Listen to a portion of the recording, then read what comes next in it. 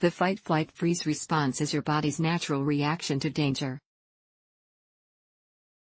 It's a type of stress response that helps you react to perceived threats, like an oncoming car or a growling dog. The response instantly causes hormonal and physiological changes. These changes allow you to act quickly so you can protect yourself. It's a survival instinct that our ancient ancestors developed many years ago.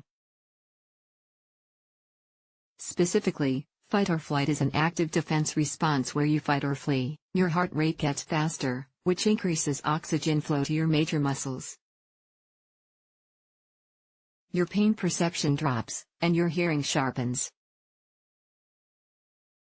These changes help you act appropriately and rapidly. Freezing is fight or flight on hold, where you further prepare to protect yourself.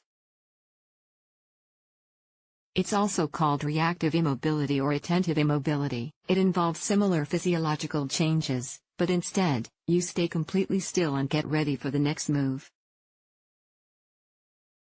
Fight-flight-freeze isn't a conscious decision. It's an automatic reaction, so you can't control it. In this article, we'll further explore what this response entails, along with examples.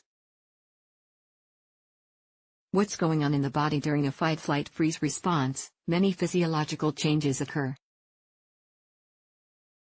The reaction begins in your amygdala, the part of your brain responsible for perceived fear. The amygdala responds by sending signals to the hypothalamus, which stimulates the autonomic nervous system, ANS.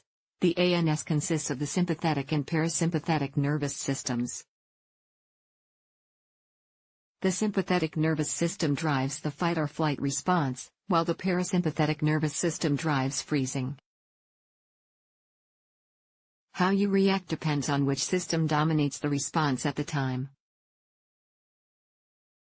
In general, when your ANS is stimulated, your body releases adrenaline and cortisol, the stress hormone. These hormones are released very quickly, which can affect your heart rate. Your heart beats faster to bring oxygen to your major muscles. During freezing, your heart rate might increase or decrease. Lungs. Your breathing speeds up to deliver more oxygen to your blood. In the freeze response, you might hold your breath or restrict breathing. Your peripheral vision increases so you can notice your surroundings. Your pupils dilate and let in more light, which helps you see better. Ears. Your ears perk up and your hearing becomes sharper. Blood. Blood thickens, which increases clotting factors. This prepares your body for injury. Skin. Your skin might produce more sweat or get cold. You may look pale or have goosebumps. Hands and feet. As blood flow increases to your major muscles, your hands and feet might get cold. Pain perception. Fight or flight temporarily reduces your perception of pain. Your specific physiological reactions depend on how you usually respond to stress. You might also shift between fight or flight and freezing, but this is very difficult to control.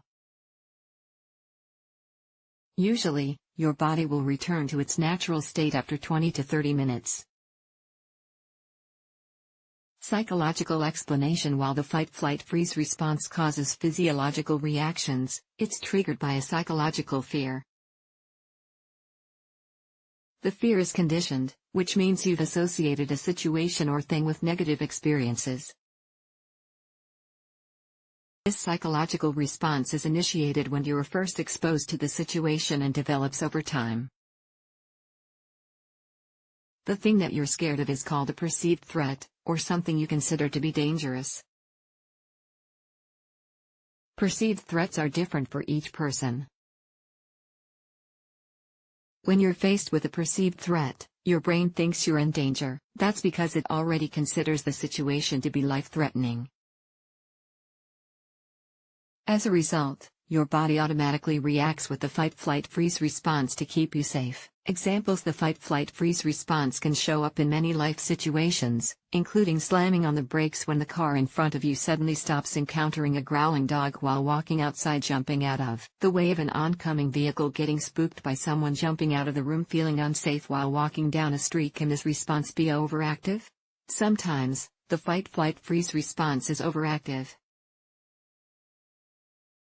This happens when non-threatening situations trigger the reaction. Overactive responses are more common in people who have experienced trauma. After a traumatic event, you may develop an exaggerated stress response.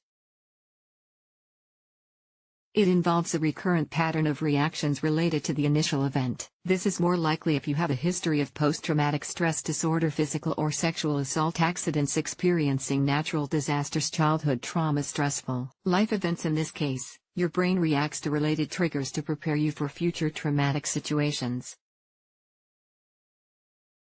The result is an overactive response. An example: if you've experienced trauma from a car accident, if the sound of a car horn reminds you of the event, you might have a stress response when you hear a car honking. Anxiety is when you feel scared or nervous about a situation. It's a natural response that helps you react appropriately. If you have an anxiety disorder, you're more likely to feel threatened by non-threatening stressors. This could spark an exaggerated stress response to daily activities, like riding the bus or sitting in traffic. How to cope? There are ways to cope with an overactive stress response. This includes various strategies and treatments, such as relaxation techniques. By doing activities that promote relaxation, you can counteract the stress response with the relaxation response. Examples of relaxation techniques include deep abdominal breathing, focusing on a calming word, visualizing peaceful images, meditation, or repetitive pranayama. When done regularly, these techniques can help improve how you react to stress. Physical activity. Another strategy is regular exercise. Physical activity reduces the stress response by decreasing stress hormones, including adrenaline and cortisol, increasing endorphins, improving calmness, promoting better sleep. These benefits can increase your mood and sense of relaxation, which helps you better cope with stressful scenarios. Social support. It's also important to nurture healthy social relationships. Social support can minimize your psychological and physiological reactions to perceived threats. It provides a sense of safety and protection, which makes you feel less fearful.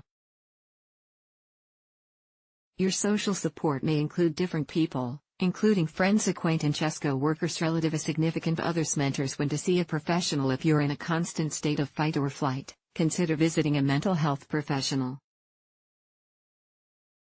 Specifically, you should seek help if you experience the following: always feeling on edge, persistent worry, nervousness, or fear, stress that interferes with daily activities, fear of non-threatening situations, inability to relax. A mental health professional can help you determine the underlying cause of these feelings.